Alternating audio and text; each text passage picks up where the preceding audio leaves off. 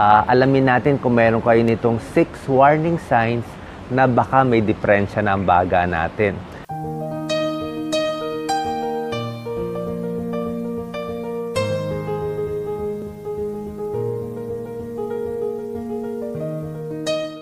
Magandang araw po, Doc Willie, Doc Lisa to. Alam niyo sa Pilipinas, maraming may sakit sa baga number 1, number 2 yan na problema natin. Dahil sa polusyon, marami ring may sakit sa baga, may tuberculosis, may spot sa baga, around 600,000 or more na may sakit sa baga. Milyon-milyong Pilipino din may hika, pulmonya, emphysema sa paninigarilyo. So kailangan alamin natin yung sintomas. Ito po yung 6 warning signs, isa-isahin natin. Number 1, laging inuubo. Pag meron po kayong ubo na isang buwan na, inuubo pa rin, hindi nawawala yung ubo ninyo, ay kailangan papatingin na natin yan. Kasi baka may diferensya na sa baga, ba't laging inuubo? Meron namang ubo na allergy lang, nakalanghap ka lang ng pabango, pero kung isang buwan na, tingin ko papacheck na tayo. Number 2, hinihingal, parang hirap huminga. Okay lang hirap huminga kung nagja-jogging ka, nag-exercise ka, pero kung nakapahinga ka na, tapos hirap ka pa rin huminga, baka may diferensya sa baga at pwede rin may diferensya sa puso. So, doktor magsusuri niyan. Pangatlo, laging may plema. Pagising mo sa umaga, dumadahak ng plema, madilaw, maputi. Isang buwan na may plema pa rin, araw-araw. So, malamang may diferensya sa baga. Bakit may plema? Number 4, pag tahimik ang lugar, pwede kayo makarinig ng huni or wheezing.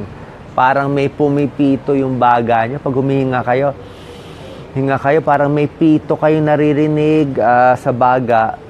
Posibleng may hika o may lung problem po doon. So, hindi po normal yon ha. Kahit may edad, dapat hindi pa rin may huni, hindi pa rin ganung kahingal dapat.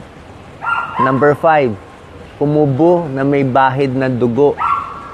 Siyempre, pag may dugo na lumabas sa tissue, ibang usapan na yan, ha? Pwede naman nasugat lang ang lalamunan, pero yung ubo na may dugo, minsan sign ng cancer po yun, lung cancer. Hindi naman sigurado, pero yun talaga, papacheck ka na pag may dugo. Number 6, sumasakit ang dibdib pag humihinga. Talaga natin, hihinga kayo malalim. Tapos parang may masakit, mahapdi sa loob, posibleng sign yun ng pulmonya doon sa baga natin. Ano po gagawin natin? Papa-x-ray po tayo para makita natin kung meron tayong sakit sa baga. X-ray lang muna, pwede ring blood test, mga complete blood count, makikita rin kung may infection. Anong mga sakit sa baga karaniwan? Yun na nga, cancer sa baga, hika, emphysema, yan, may huni. At kung may laging may plema, pwedeng tuberculosis or pulmonya. Ito po mga tips natin para makaiwas tayo at maprotektahan natin yung baga natin. Ang first tip natin, dapat talaga po, tigil na 100% ang paninigarilyo. Ha? Kahit isang stick, tigil nyo na. Wala naman po excuse Alam ko maraming mga dahilan para hindi itigil. Wala kasi talaga may dudulo. Usok na mismo kasi pumunta sa baga ninyo. Paki-share tong video sa kaibigan nyo na naninigarilyo. Gusto lang natin sila tulungan. Mas save yung baga nila. Kasi yung usok ng sigarilyo, magti-trigger siya. Pwede siyang maggising ng cellula natin. Yung cellula nating normal, magiging cancer siya. So, yung cellula nating normal sa katawan, dahil sa usok, na tamaan ng mga chemical, naging cancer siya. Pag naging cancer yung cellula natin, tuloy-tuloy na paglaki niyan. Kakalat na sa utak, sa atay. Pag kumalat, stage 4 na. Pag stage 4, may taning na buhay natin.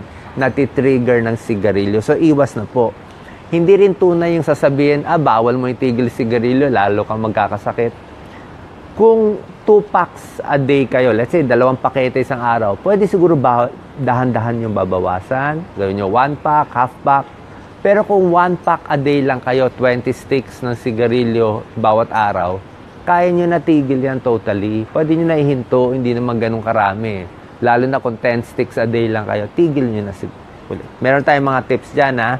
sa mga ibang videos natin. So, 1, tigil sigarilyo. Number 2, para lumakas ang baga natin, iwas sa polusyon. Yan nga problema, nakatira sa city, sa Maynila, sa mga malalaking city sa bansa natin, usok ng sigarilyo, nakakasira ng baga, di ba? Talagang mauubo ka. Sa bahay din, minsan sa mga pagsisiga, hindi rin maganda sa baga. Kahit ibang tao naninigarilyo, kung ikaw ay nalalanghap mo naman yung usok niya, pareho na rin eh. Pareho na rin, may tama na rin tayo eh. Hindi ganun kalaki yung risk, pero may risk na rin for lung cancer, yung second-hand smoke. So, iwas rin tayo, kaya buong pamilya, mas maganda nga, tigil sa sigarilyo. Number 3, dapat umiwas tayo sa infection sa baga. Diba? Siyempre, yung iba tatamaan ng pulmonya, lalo na may edad, mahirap, ma-hospital pa. So, para makaiwas sa infection, hugas kamay palagi. Lagi maghuhugas ng kamay, madaming mikrobyo yung kamay natin, hindi nyo po nakikita. Tapos, kung wala kayong sabon na tubig, pwede magbaon ng alcohol sa bag. Kaming mga doktor, talagang required kami maghugas ng kamay bawat tingin sa pasyente, kundi mag-alcohol. Bakit kailangan?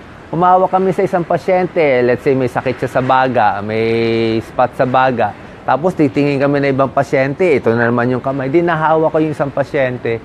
So requirement talaga, bawat hawak sa tao, maghuhugas kami ng kamay kasi pasyente eh, tsaka mag-alcohol. Hindi po siya arte lang, required eh. Pag hindi naghugas, diyan nag-infection, lalo na sa mga surgical procedures. Tingnan yung mga surgery.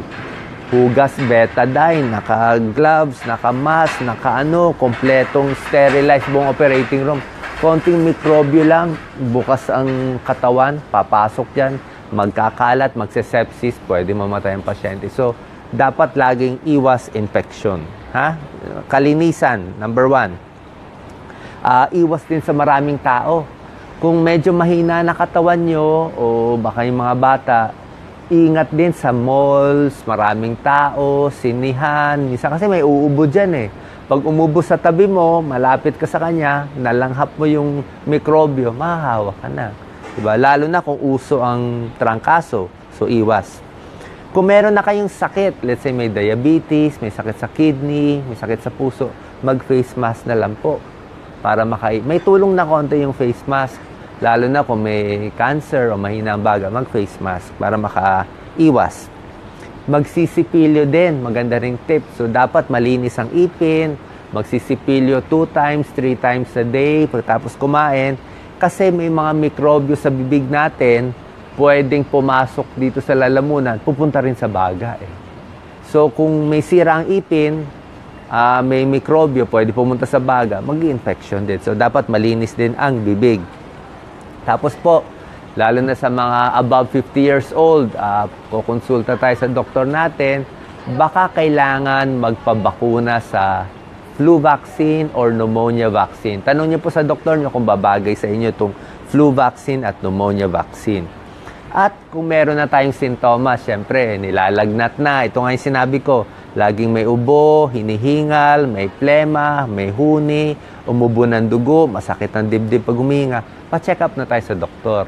Baka meron na tayong sakit sa baga, kasama tayo sa milyong-milyong kababayan natin may sakit sa baga din. Baka kailangan na po natin ng maintenance na inhaler sa hika, tableta, o baka antibiotic kung may infection. Depende po sa inyong doktor. So, see your doctor. Pulmonologist lang doktor ang titingin sa inyo, ha?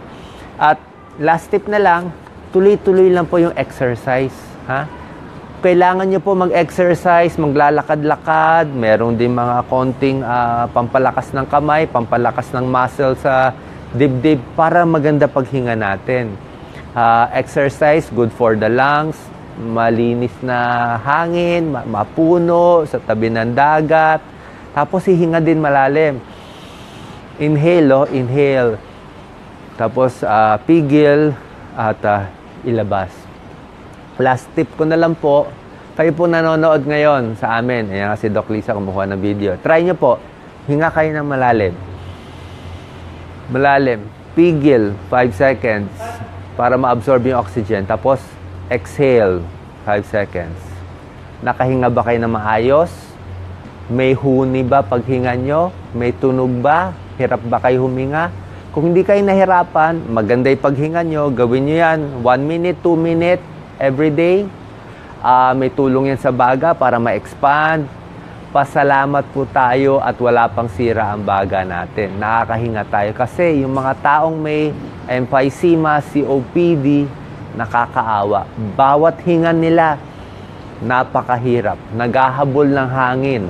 Parang makakapos na at parang mauubos na yung buhay nila. Kasi nga, hindi na sila makahinga eh. Sira na yung baga eh. Sa sigarilyo, sa infection. Nasira na yung baga, konti na lang gumagana. So, protektahan natin baga natin para at least. Tsaka mga healthy pagkain. Gulay at prutas may tulong din. Mga antioxidants makakatulong din sa baga natin.